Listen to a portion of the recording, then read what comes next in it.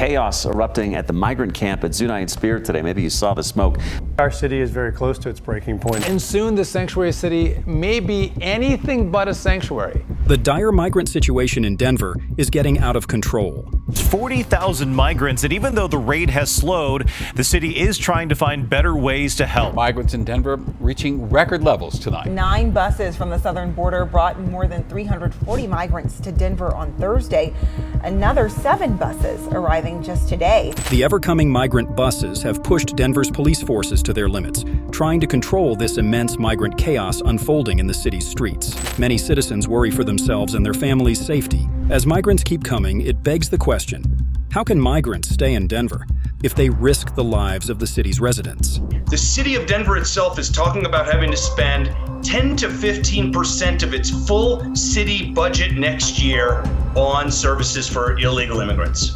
This bold step challenges the city's promise of shelter. With laws that guarantee shelter for those in need, the city faces a real test, managing this surge without turning its back on its citizens. One of the tents was actually just put on fire, and one of the dangerous parts about this fire was that it's really close to a gas station. I want you to take a look just how close it is. It's a moment that asks, what happens when Denver meets a logistical nightmare? The city's budget is already tense, sparking debate among city officials and leaders about the cause of action. Stay with us as we delve deeper into Denver's intensifying migrant crisis. But first, why is this happening?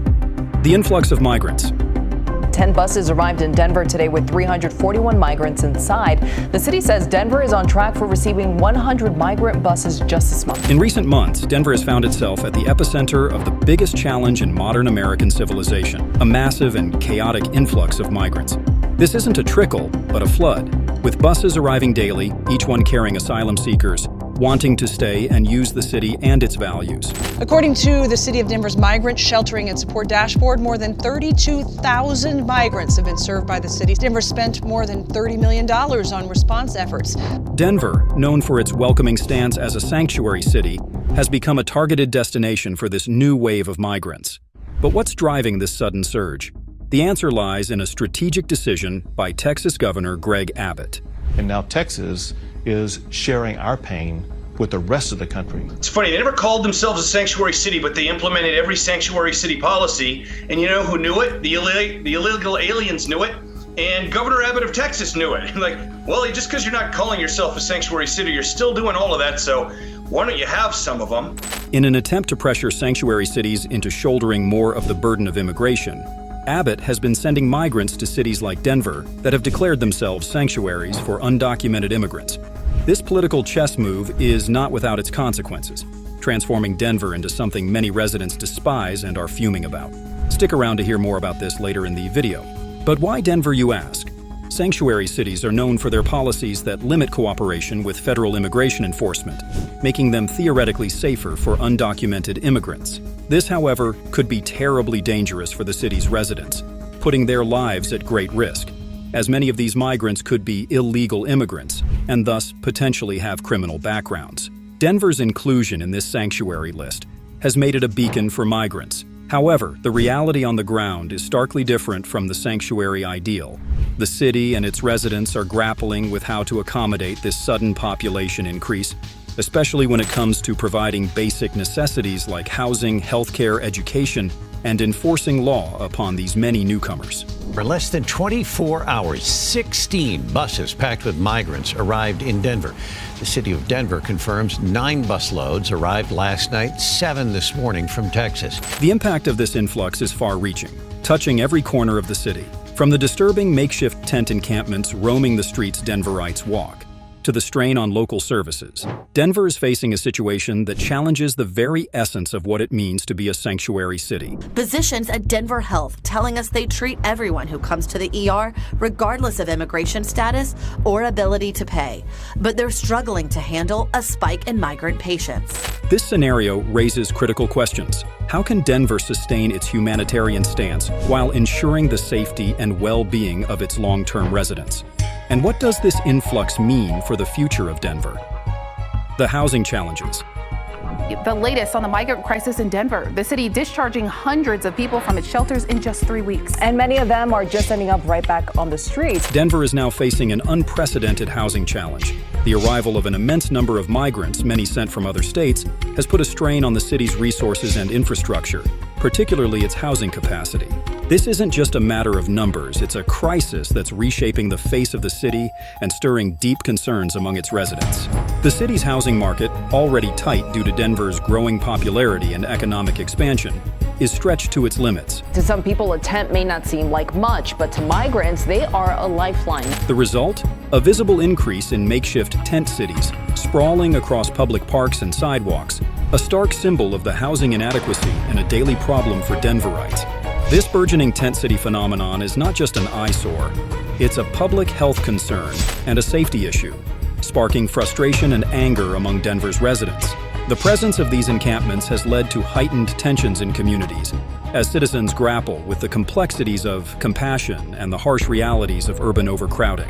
The influx of migrants, while sympathetic figures in their search for safety and opportunity, unfortunately, also comes with challenges.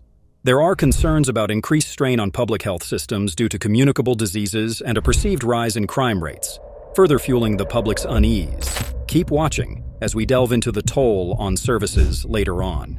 I know Denver city leaders continue to grapple with how to contain the cost of helping the migrants. As we told you, it was breaking news yesterday at 5. The mayor asking all city departments to look at possible budget cuts of up to 15%. The financial implications are equally daunting. Providing housing, let alone adequate social services for the newcomers, is a costly endeavor. The burden falls on the city's taxpayers, who are increasingly vocal about their reluctance to shoulder these costs. Absolutely true that City Council is not discussing anything using the word sanctuary. They use words like good neighbor, welcoming, inclusive, supporting, sheltering. This financial strain is not just about the immediate costs of housing and services, but also about the long-term implications for the city's economy and infrastructure. Toll on services. Denver's mayor is announcing cuts to city services to help offset costs related to the growing migrant crisis. The rapid influx of migrants has put an unprecedented strain on the city's infrastructure, revealing vulnerabilities and testing the resilience of essential services. The situation presents not just a logistical challenge, but a societal one, forcing a reevaluation of how a city can maintain its commitments to all its residents amidst such pressures. To help migrants arriving to the city, they are now running into a new problem, helping the schools taking in the new students. Denver Public Schools tells us they have received hundreds of new students and are now finding themselves underfunded. Public schools are under tremendous pressure. Classrooms already navigating the complexities of post-pandemic education are bursting at the seams. The surge in student population goes beyond numbers. It brings a mosaic of languages, backgrounds, and educational needs that require additional resources, specialized educators, and support staff to ensure that every child receives the attention and education they deserve. The question looms: how can Denver's schools adapt to maintain educational standards and inclusivity? Stick around to hear what Denver's Mayor Mike Johnston has to say about this. And we showed you when the city relocated hundreds of migrant families from an encampment near Zuni and Spear, and Denver police are praising that decision. Law enforcement and public safety services are also navigating uncharted waters. With the rise in population comes a complex array of public safety concerns, from basic community policing to addressing the fears and tensions that can arise in rapidly changing neighborhoods. The challenge for Denver's police and public safety officials is profound, requiring not just an increase in resources, but a nuanced approach to community relations and crime prevention. Hospitals and healthcare services are similarly stretched thin. An increase in patient numbers, many without insurance or unfamiliar with the healthcare system, challenges not just the capacity of these institutions, but also their ability to deliver comprehensive care. Healthcare professionals find themselves on the front lines of a crisis, balancing the medical needs of the newcomers with those of the city's existing population. The hospital estimates about 10% of patients walking through emergency room doors are migrants, while most are coming in with just seasonal illnesses like the flu. The migrant surge is presenting unique challenges for staff. The impact on public health, from routine care to emergency services, is palpable, raising concerns about the sustainability of healthcare provisions and the well-being of the community at large. At the heart of these service challenges is a fundamental question. How does a city like Denver ensure that its public services, designed to protect, educate, and care for its population, can adapt and expand in response to such rapid demographic changes? The government's response. Over the next month, close 4 of our migrant shelters. We will close 1 of those a week over the next 4 weeks. Last month, the city projected it would need to spend $180 million to support migrants this year. Johnston says closing the shelters will reduce that amount. Central to this discussion is Mike Johnston, a figure whose actions and policies have become a focal point for critique and analysis. He, facing an unparalleled test of its resources and social fabric, looks to its leaders for solutions, and the scrutiny of their responses has never been more intense. And let's also come together on immigration. Make it a bipartisan issue once again. The government's approach to addressing the migrant influx and its cascading effects on housing, public services, and community relations has been a mixed bag marked by initiatives that aim to address the immediate needs but often fall short of addressing the root causes of the crisis. Critics argue that Johnston's administration has been reactive rather than proactive, a posture that has led to policies and measures that, while well-intentioned, do not fully grasp the complexity or the scale of the challenge at hand. Stay around to learn what Denver citizens have to say about this. I can reveal, it isn't pretty. One of the primary criticisms levied against Johnston and his team is the perceived lack of effective coordination with federal and state entities. The situation in Denver is part of a larger national dialogue on immigration and sanctuary cities. We are here to focus on the migrant crisis and how we can bring mayors together to really push the Congress and the federal government to take action on what we need, which are federal resources to help migrants that are arriving to Denver. The failure to secure more robust support and resources from higher levels of government has been seen as a significant oversight, one that has left Denver to shoulder a disproportionate share of the burden. Additionally, there's a growing sentiment that the administration has not been transparent enough with Denver's residents about the challenges and the strategies being employed to manage them. In times of crisis, communication is key, and the demand for clear, consistent information from Johnston's office is a testament to the community's desire to be part of the solution. Without this transparency, trust in government wanes, and the efforts to address the crisis suffer. Critiques also extend to the administration's handling of the financial implications of the migrant surge. The costs associated with increased public services, housing, and healthcare are significant, and there's a perception that the Johnston administration has not laid out a clear, sustainable plan to manage these expenses. Heartbreaking stories every day, but we also know that without federal support and without federal action, the impact on a city like Denver is this would be a $180 million impact on our budget in 2024. That's more than 10% of our entire city budget. The reliance on emergency measures rather than developing long-term strategies has sparked concerns about fiscal responsibility and the economic future of the city. The residents' response. In the face of Denver's migrant surge and its subsequent challenges, the residents of this vibrant city are voicing their concerns and frustrations louder than ever before. The influx, while a reflection of broader national policies and dynamics, hits home in the day-to-day lives of Denverites, sparking a complex array of emotions and responses that cut to the heart of the city's identity and its future. At the core of the residents' response is a palpable sense of frustration. Homeowners and renters alike see the strain on public services and the burgeoning housing crisis not as distant policy issues, but as immediate realities that affect their safety, their neighborhoods, and their pocketbooks. The sight of tents lining the streets, the stories of overwhelmed hospitals and schools, and the increased demand on city services are not just news items. They are lived experiences for the city's residents. Keep watching to learn what Joe Biden, Donald Trump, and Governor Abbott have to say about this particular issue. This frustration is compounded by the financial implications of the migrant crisis. Taxpayers already burdened by the high costs of living in one of America's booming cities are now confronted with the prospect of their tax dollars being diverted to address the myriad issues arising from the migrant surge. The question of financial responsibility is a contentious one, sparking debates within communities about the role of local, state, and federal governments in funding the response to the migrant influx. Yet within this landscape of frustration and concern, there are also those in Denver who advocate for compassion and support for the migrants. These residents, motivated by a sense of humanitarian duty or personal connection to the migrant experience, call for understanding and aid in the face of what is undeniably a human crisis. The tension between these perspectives, between the immediate impacts on residents' lives and the broader humanitarian considerations, reflects the complexity of the issue at hand. The residents' response to the migrant crisis is a microcosm of the broader national debate on immigration, sanctuary cities, and the responsibilities of government and citizens in the face of such challenges. Denverites are engaged in a dialogue, sometimes heated, sometimes hopeful, about what it means to be a community in times of change and challenge. As Denver navigates this unprecedented situation, the voices of its residents are a testament to the city's engagement with the issue.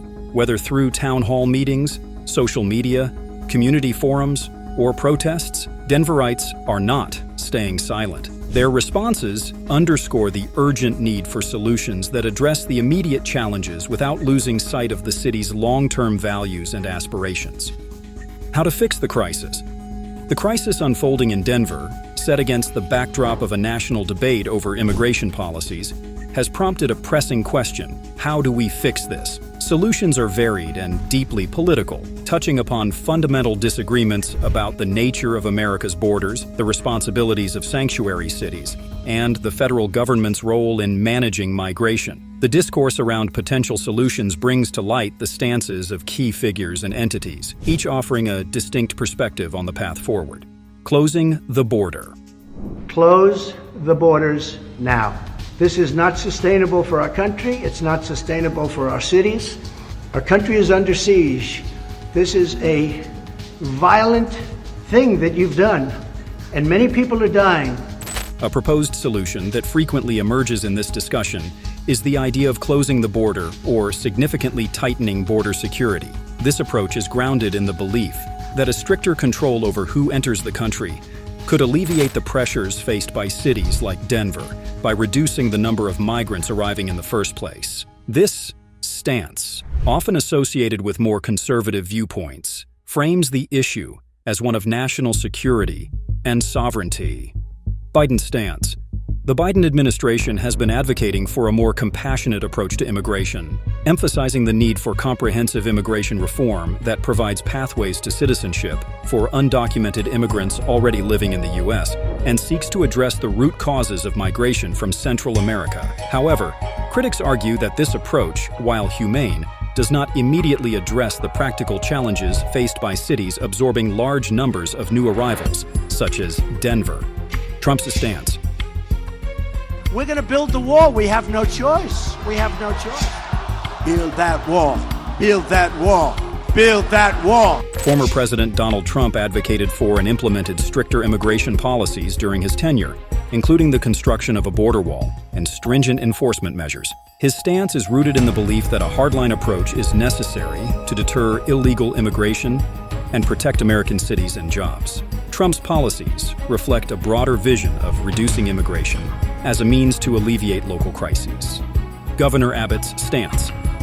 There's only one reason why this is happening, and that's because Joe Biden has eliminated all of the 4 policies that Donald Trump put in place that led to the lowest illegal border crossings in 40 years. Joe Biden is responsible for the largest amount of illegal immigration in the history of the United States. Texas Governor Greg Abbott has taken a proactive approach by sending migrants to sanctuary cities, including Denver, as a statement against what he perceives as the federal government's failure to adequately secure the southern border. Abbott's actions underscore a strategy intended to redistribute the burden of immigration and draw attention to what he and like-minded officials consider to be a crisis exacerbated by federal policies. In addressing how to fix the crisis, the conversation often circles back to the need for a multifaceted approach that considers not only immigration policies, but also the infrastructure and resources of cities like Denver. The debate is not merely about whether the border should be closed or opened, but about how the United States as a whole manages and supports migration in a way that is humane, respects the rule of law, and considers the impacts on local communities. Conclusion. The challenges Denver faces, the strain on public services, the housing crisis, the financial burden on taxpayers, and the palpable tension among its residents, highlight the multifaceted nature of migration and its impacts. Yet, within these challenges lie opportunities for innovation, collaboration, and a recommitment to the principles of inclusivity and support that have long defined the best of urban communities. Addressing this crisis requires a coordinated response that transcends political divides and recognizes the humanity at the heart of the issue.